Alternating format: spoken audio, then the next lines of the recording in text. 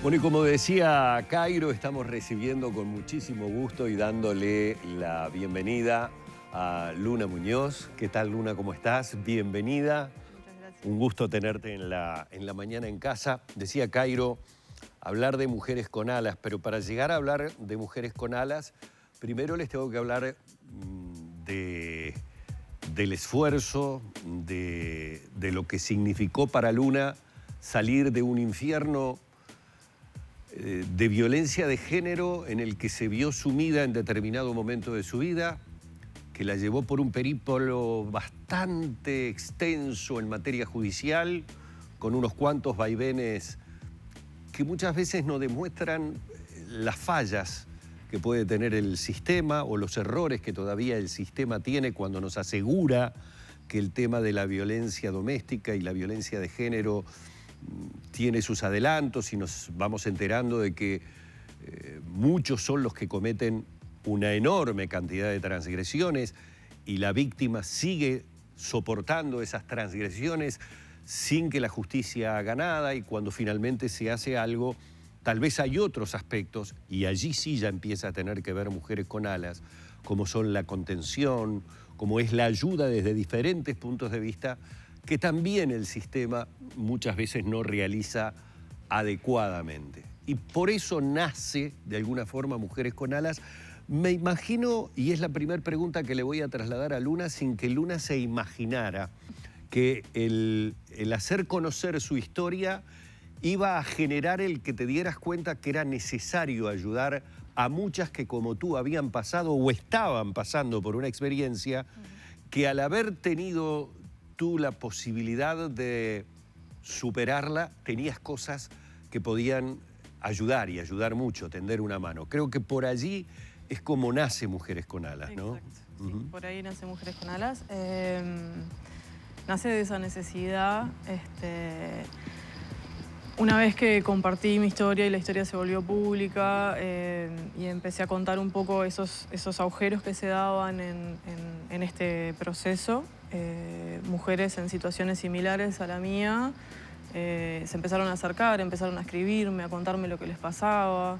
Empecé a ver que había como otras necesidades que o bien que yo ya había pasado o que yo no había tenido porque mi entorno y mi contención era grande, pero que veía que existía. Claro.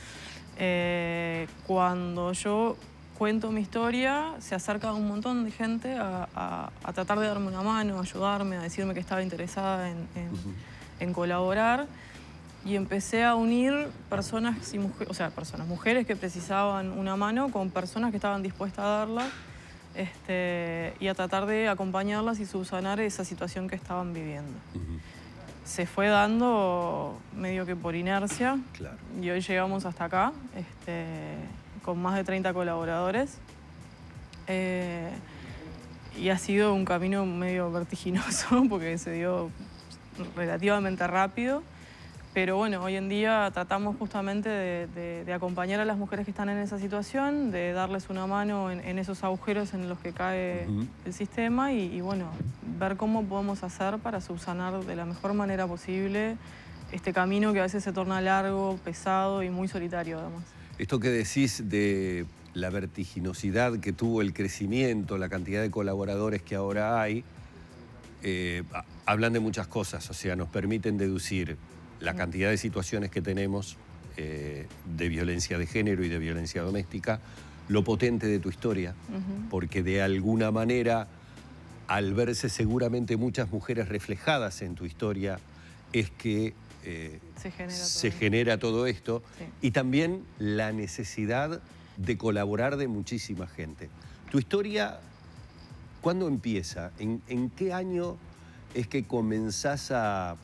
Si tuvieras que definirlo, a veces uno no puede poner un año o una fecha porque es algo que de repente empieza por una violencia psicológica que ni siquiera te das cuenta, pero ¿en qué año podrías decir comenzó tu historia? En mi caso, mi historia es súper breve en realidad porque fue con una persona con la que salí 3 meses.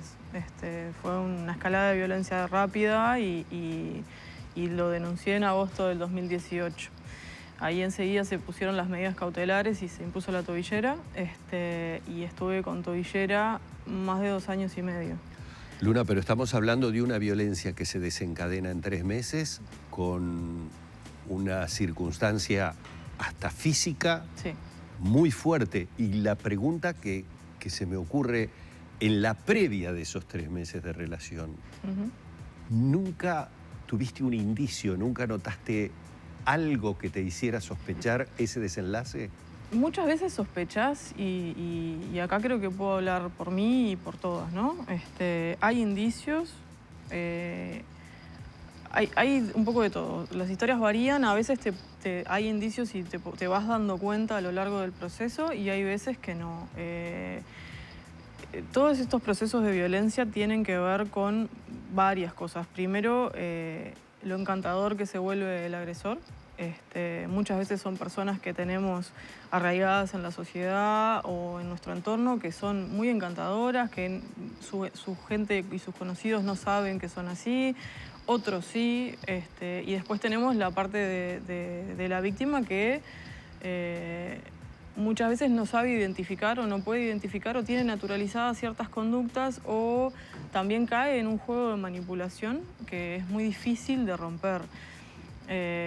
Obviamente que el agresor o el violento no viene con un cartel y te dice, che, mirá que te voy a pegar y te voy a maltratar. No, es un tipo que se torna encantador, que te vende una historia, que te vende un cuento, que te cubre una necesidad, además también, porque uno como persona tiene necesidades afectivas y otras cosas.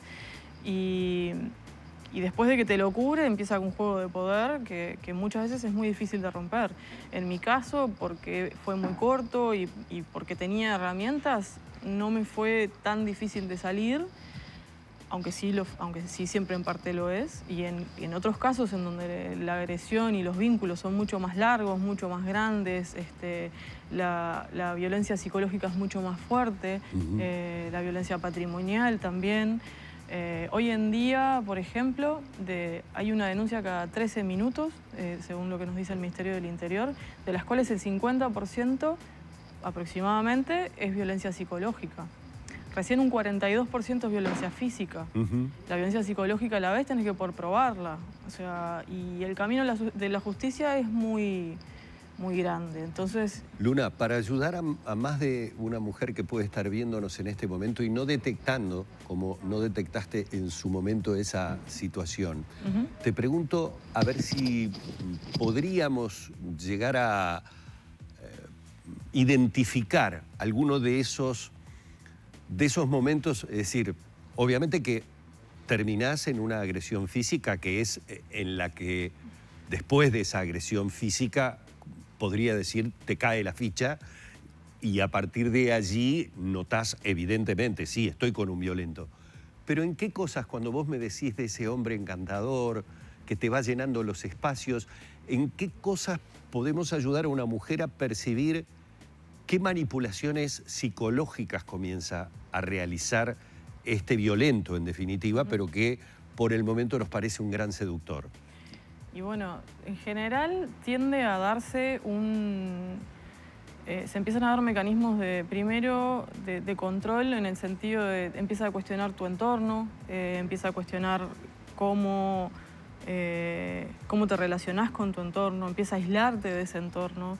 Siempre tus amigos tienen algún problema, tienen algo que está mal y por lo cual él te invita como a ir retirándote o alejándote. ¿Familia también? Familia también, hay un control sobre tus actividades, tus salidas, tus compañeros de trabajo. Empiezan a cuestionarte tu pasado, todo tu entorno en general. En general, por lo que hemos visto en los casos, tiende a empezar así. El primer mecanismo del agresor es tratar de aislarte de ese entorno. Todo lo que es tu vida, todo lo que es anterior, en una palabra y para ser claros, está mal, es una porquería. A partir de que yo aparezco en tu vida, esto tenés que ir modificándolo porque te está haciendo daño. Claro, te está haciendo daño, yo te voy a dar todo lo que vos precisás, nadie te va a querer como yo. sin mí no sos nadie, sin mí no vas a conseguir nada, porque también está esa parte de cuando te empezás a dar cuenta que hay algo que no está bien y empezás a querer romper ese vínculo, te empieza a pegar la otra parte, que es la parte de la autoestima, y es nunca nadie te va a querer como yo, o fíjate tus amigos, tu familia, que las cosas que te hacen. Celos. Sí, claro, celos. Celos sí. en general. Celos en general, sobre todo también mucho cuestionamiento a los vínculos con personas del sexo opuesto. Se da un montón también. Tus compañeros de trabajo, tus amigos, seguramente te quieren cargar, seguramente quieren... Comienza la parte de las fantasías de me sos infiel o estás por serlo, o vas camino a, o no te estás dando cuenta que... Sí, si no rompes este vínculo es porque no te das cuenta que esta persona tiene otros intereses contigo o te das cuenta y a vos te sirve. Cómo tenés todos estos amigos, obviamente algo estás haciendo. Pero en lo previo, no hay, en este comportamiento, no hay quiebres, es decir, no hay discusiones donde empezás a percibir una explosión demasiado exagerada o situaciones así. ¿Por qué las ibas, cuando pregunto por qué las ibas tolerando, es porque tal vez lo mismo, reitero, pueda estar pasando en este momento en muchas mujeres que dicen, fue una discusión, se enojó por esto, estaba mal por... Es decir, yo entiendo que haya justificaciones más cuando hay un sentimiento de por medio. ¿Había ya discusiones fuertes en ese sentido que te pudieran hacer pensar el desenlace o ese desenlace no te lo imaginaste jamás? No, en mi caso particular, el desenlace puntual de la agresión física no me lo imaginé. Sí,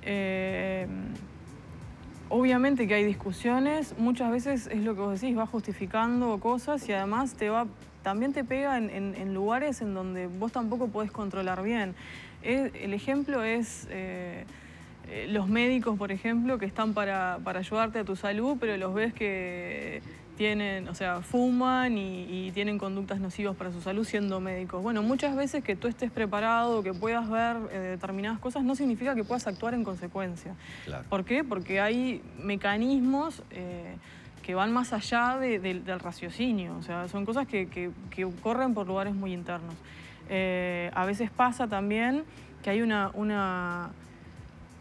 ese mecanismo de control y esa relación que genera el agresor con la víctima es casi hasta adictivo. Entonces cortar ese vínculo genera una reacción que es muy parecida a dejar una droga.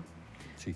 Entonces, cuando la persona trata de romper ese vínculo, empieza a tener todos estos impulsos de justamente querer evitar esa ruptura. Entonces, es muy difícil volver hay una cosa que se llama además los círculos de violencia, que lo que son es cuando el agresor tiene una conducta violenta y se ve impune ante esa conducta violenta, lo que pasa así, el siguiente nivel ya es un poco más profundo y más fuerte. Va siendo cada vez más fuerte. Cada vez va siendo más fuerte. Entonces, cuando la víctima logra intentar romper ese primer círculo de violencia y de golpe no puede, porque tiene todas estas cosas que corren por detrás y vuelve a esa relación violenta, el agresor cobra más poder. Y además cobra también la visión de dónde es que te puede agarrar un poco más para saber cómo manejarte y cómo seguir manipulando la situación para que vos no te alejes. Y un grado de impunidad también muy importante cuando se da, además, que una vez judicializado el tema, este agresor puede cometer tantas transgresiones como las que mantuvo esta expareja tuya, que te llevó mucho tiempo en realidad, que finalmente esa persona pagara por lo que te había hecho en primer lugar y por lo que seguía haciendo. Sí, en mi caso particular tuvo 45 transgresiones a las medidas cautelares. Esas fueron las por las que lo imputó Fiscalía. Nos costó un montón lograr que se tomaran medidas. ¿Cuánto tiempo? Y mira, al año de que ya íbamos, sí, más de un año que ya íbamos 40 por ahí, fuimos con mi abogado y con la custodia policial que tenía en ese momento a Fiscalía a pedirles por favor que alguien agarrara el caso porque ya familia nos decía que ya escapaba lo que ellos podían hacer. El juzgado de familia te te pone las medidas cautelares y hace todo el seguimiento evaluatorio del caso, pero más que extenderte esas medidas cautelares no puede hacer. Después ya da paso a Fiscalía y Fiscalía Penal. Entonces, en este borbollón que estaba teniendo Fiscalía de casos y que sigue teniendo hasta el día de hoy, muchos casos caen en montañas y se pierde un poco el seguimiento de los casos que por ahí son más graves o bueno, este tipo de casos en particular. Entonces, hasta que no fuimos a golpear la puerta a Fiscalía y a pedirles por favor que alguien hiciera algo, no tuvimos mucha respuesta, a pesar de los pedidos de urgencia del juzgado de familia. Luna, mientras hemos estado dialogando, hemos tenido todas las vías de comunicación para quienes quieran, obviamente, tener contacto con Mujeres con Alas, para quienes quieran colaborar, además, con Mujeres con Alas Uruguay, para seguir ayudando a muchas mujeres que a través de tu experiencia pueden estar necesitando en este preciso instante el apoyo, y por un montón de situaciones, muchas de ellas que tienen que ver con el propio sistema, lamentablemente no lo hacen, y cuanto antes salgan de eso, más rápidamente van a poder tener un poco de paz. Sí. Que seguramente es lo que conseguiste a partir del hecho de que, bueno, esta persona finalmente ha tenido una condena, pero en el cierre de la nota es algo que siempre me he preguntado. Por sus actos, por sus transgresiones, finalmente esta persona está en prisión. Sí. ¿Cuándo sale esta persona? ¿Qué pasa con la mujer que luchó, que peleó para que se hiciera justicia? A ver, ¿El sistema prevé algo para eso? Después de que salen, hay un tiempo en el que tenés una medida cautelar de palabra, por decirlo de una manera. El juez le indica que no puede acercarse y no puede tener contacto contigo y tiene un tiempo determinado. Obviamente que uno no vive con medidas cautelares toda la vida. No conozco y es parte de lo que una tiene que trabajar en estos procesos, cómo seguir después de todo eso, ¿no? Porque obviamente que no hay, no está previsto el después y no hay una certeza de que no pase nada, ¿no? Lo que demuestra que queda mucho por hacer. Queda mucho por hacer. Queda mucho por escribir, y te quiero agradecer muchísimo el que hayas estado esta mañana acá contándonos parte nada más, créanme, de su historia y más con la intención de generar el vínculo con Mujeres con Alas que revivir lo que para vos debe haber sido sin duda un infierno. Muchísimas gracias por recibirnos y bueno, quedamos a las órdenes para toda aquella que precise una mano, y para todos los que quieran dar una mano en esta problemática son más que bienvenidos. Muchísimas gracias, un gusto conocerte. Hemos estado hablando con Luna Muñoz en La Mañana en Casa. Desde aquí nos vamos al encuentro de Leticia, que vamos a ver qué rico tiene para nosotros, aunque en realidad probarlo no vamos a poder.